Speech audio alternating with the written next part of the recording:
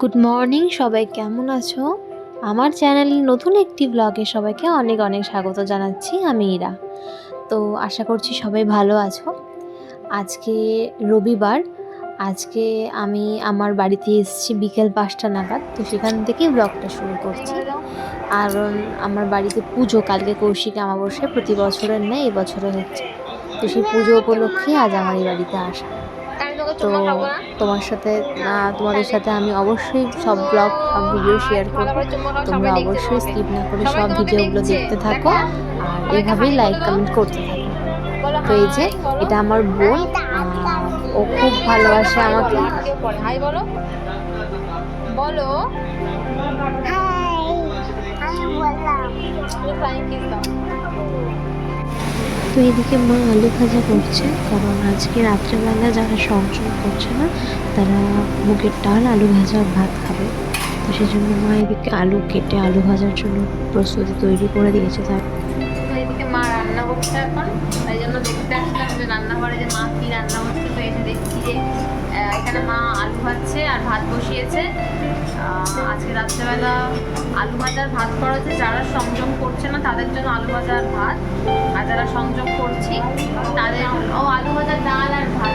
আর যারা সংযম করছি তাদের জন্য হচ্ছে আতপ চালের ভাত, হচ্ছে আলু সেদ্ধ, বেগুন সেদ্ধ, আলু সেদ্ধ, বেগুন সেদ্ধ সব কিছু মেশানো দিয়ে আতপ চালের ভাত আর ঘি তার সাথে আছে।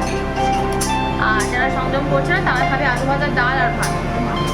আর তো আমি এসেছি তখন বাজে হচ্ছে 5:30, প্রায় 5:30 এরকম লাগে। আমার তো অনেক দূরে বিয়ে হয়েছে, আমার আসতে 2 থেকে 3 মিনিট লাগে। বাইকে আসতে 1 মিনিট লাগে, হেঁটে আসতে হয়তো 5 মিনিট লাগে।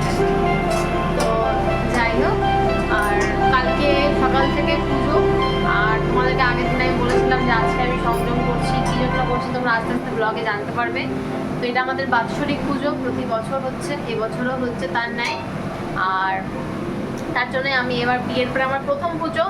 আর আমার ইচ্ছা ছিল এবছরটা আমি উপোস করে মাকে আরও ভালোভাবে পুজোটা যেন দিতে পারি। তো যাই হোক, আমার কোনো অসুবিধা নেই, আমি সুন্দরভাবে পুজোটা দিতে পারবো আশা করছি। আর আমি তো আজকে সারাদিন মানে ওই বাড়িতেই ছিলাম, ওখানে আমি সংযম করেছি। সংযম বলতে আমি লুচি খেয়েছিলাম খালি। আর এই বাড়িতে এসে আতপ চালের ভাত খাবো রাত্রিবেলা, ব্যাস এই। আর কালকে সকাল থেকেও আবার ব্লগ হবে। তো এই ভিডিওটা হয়তো আমি কালী পুজোর দিন মানে কালকে পোস্ট করব। আর কালী পুজোর ভিডিওটা তার পরের দিন মঙ্গলবার দিন পোস্ট করব। আরও একটা নতুন ভিডিও আসছে, সেটা কী টপিকে সেটাও তোমরা আস্তে আস্তে জানতে পারবে। তার জন্য পুরো ভিডিওটা দেখতে থাকো। আর চলো আজকে রাতটা তোমাদের সাথে অবশ্যই শেয়ার করবো কীভাবে কাটাচ্ছি, কী খাওয়া দাওয়া হচ্ছে, দেখতে থাকো। তো এই যে মার আলু ভাজা হয়ে গেছে, গরম গরম আলু ভাজা।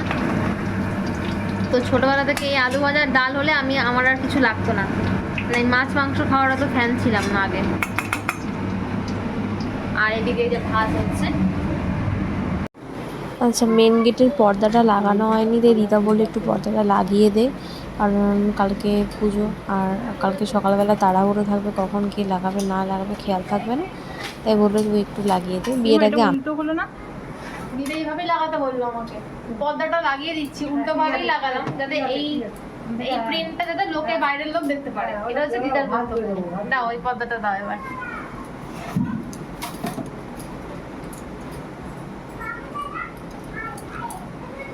হয়ে গেছে এখন আমার ভুকুগুলো মধ্যে ফেটি থেকে মরে যাচ্ছে, একবারে একদম কেউ ফেলে দিবি। তখন ঘরের মধ্যেই তো ওরকম কুকার ছিল, মাকে আমি বলছি বন্ধ করলাম। তো এবার তোমাদেরকে ছাদে নিয়ে গিয়ে দেখাই, যেখানটাতে পুজো হয় আর কি আমাদের বাড়িতে প্রত্যেক বছর এখানটাতে।